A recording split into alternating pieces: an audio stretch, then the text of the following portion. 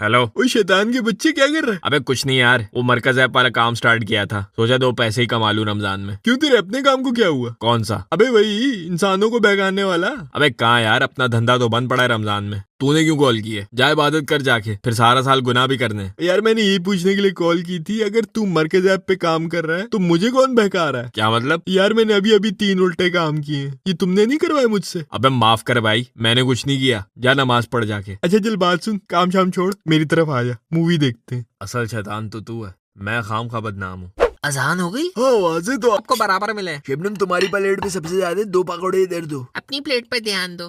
ये ले, मुझसे ले ले। अम्मी प्याज वाले ये नहीं चाहिए, आलू वाले चाहिए। भाई अपने प्याज वाले मुझे दे दो, मुझसे आलू वाले ले लो। अबे चीनी खत्म हो गई थी क्या? क्यों?